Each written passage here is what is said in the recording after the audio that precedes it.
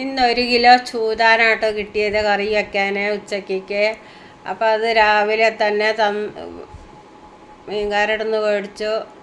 ഞാൻ അതൊക്കെ ഒന്ന് വെട്ടി കഴുകി വൃത്തിയാക്കി വെക്കട്ടെ. കറി വയ്ക്കാനും വറക്കാനും കൂടി ഉള്ള അതാണ് കേട്ടോ. ഒക്കെ വെട്ടി നന്നാക്കി നുറുക്കി വെച്ചു. തലയൊക്കെ ഉള്ളത് ഒരു കറി വയ്ക്കാനും മറ്റേ കഷ്ണങ്ങൾ വറക്കാനും അതിലേക്കുള്ള മസാലക്കൂട്ട് റെഡിയാക്കുകയാണ്. ഉള്ളി, വെളുത്തുള്ളി, കുറച്ച് ചീനമുളക് എല്ലാം കൂടി മസാലയൊക്കെ ഇട്ട് അരച്ച് വറക്കാനുള്ളതിലൊക്കെ പുരട്ടി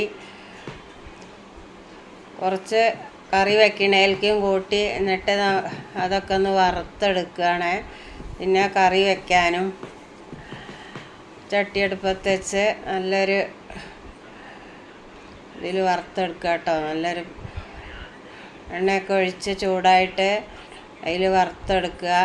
പിന്നെ കറിയും കൂടിയും വെച്ച് അപ്പം ഇന്നത്തെ ഉച്ചയ്ക്കുള്ള ഊണിനുള്ള ഒക്കെ റെഡിയായിട്ട് ഇന്നത്തെ ഉച്ചഭക്ഷണത്തിനുള്ളതൊക്കെ റെഡിയാക്കിക്കൊണ്ടിരിക്കുക കേട്ടോ. അവിടെ കുറച്ച് കറിയും കൂടി വെച്ച് അപ്പം ഇന്നത്തെ ഉച്ചഭക്ഷണത്തിനുള്ളതൊക്കെ റെഡിയായി.